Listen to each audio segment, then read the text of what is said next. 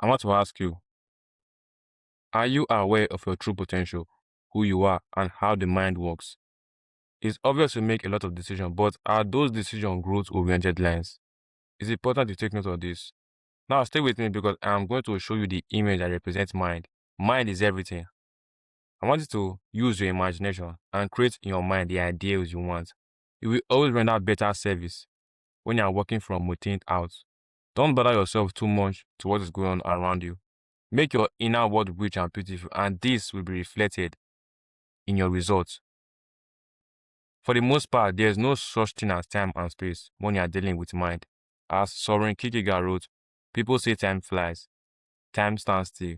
When I spit, he wrote, I spit my own face. Now let's take for instance, a person is being overthrown by death. He doesn't understand that the more you keep on thinking about it, you will keep creating more of it.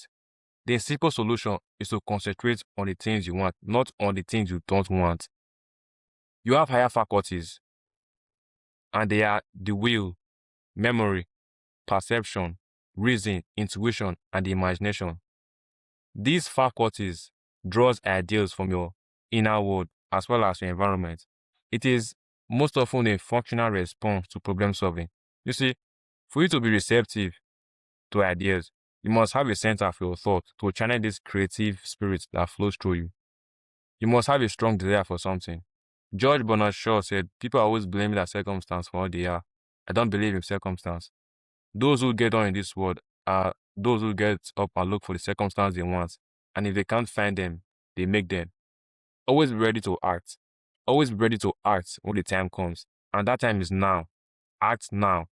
Thought is the most powerful means of obtaining knowledge. Now, not the gathering of information, the kind that load up the conscious mind with books, but to draw from that which is. And if concentrated, it could transform your whole life. Nothing is beyond the power of human comprehension. But to harness this power and make you do your bidding, you must take action. Get and do the kind of work you are best fitted. Now listen, I want you to get this. The action you take to produce results is a byproduct, not by external means, but by your inner character.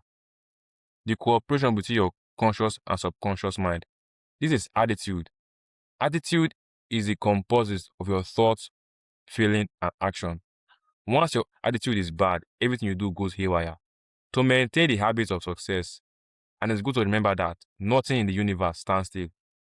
To maintain the habits of success, impress upon your subconscious mind good ideas, worthwhile thoughts.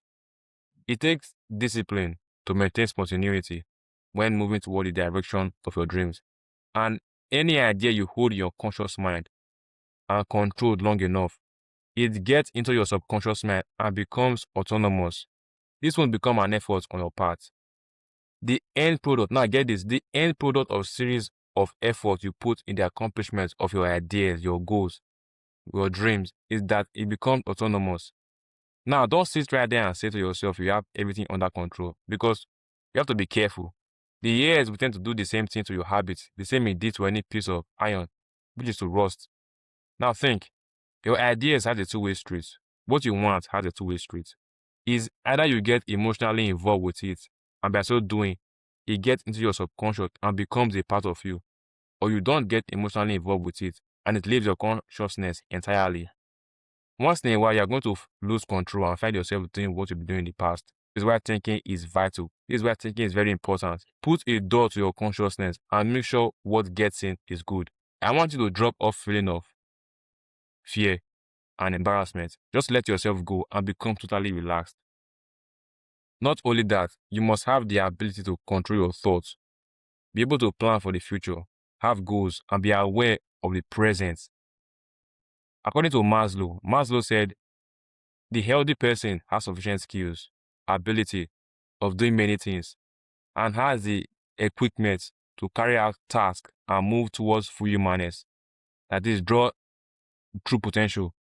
That is, he has all the human capacity and using nearly all of it. You can do the same thing, starting right now. You only need a few things to begin with. Start with what you've got. Avoid the complicated, because complicated systems produce inferiority, and you don't want that.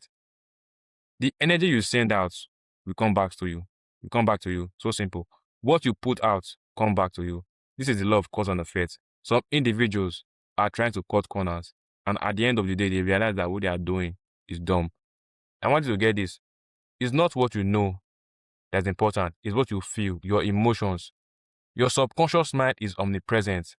It's everywhere. It affects what you do. It affects your environment as well as those around you. The idea you get emotionally involved with, whether good idea or bad idea for that matter, begins to take shape, to move into concrete form by the same laws that govern the material universe. You come to a point whereby you are subject to the law of your own being. Most people are experiencing things they do not desire of experiencing. They are doing things they do not desire of doing. They are saying things they do not desire of saying. The truth is, you may not be aware that you did certain things. Now, I want you to get this. These people are being acted upon. You are being acted upon.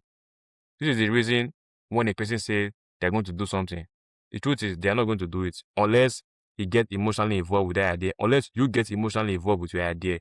Begin right now to get emotionally involved with your idea, with what you want. Now, how do you do it? How do you do this? Very simple. Write it on a sheet of paper and begin to feel it. Use your imagination and feel it. Hold it in your mind and keep it there. This will transform your self-image. It's important you get this. Now, stop trying to force things to happen. They are a channel for spirit to flow through. And to give yourself is the sure and only way to become yourself. Now, the reason why so many people fail is they concentrate on the things they don't want and the things they fear. And that's what is happening to them. Now, here's the image that represents mind. Mind is everything. You see, nobody has seen mind. The part of you that knows things and the part that controls your body is two different parts. Now, look at this image often and bond this image in your mind. I want to thank you very much. This is Victoria. I'm back for now.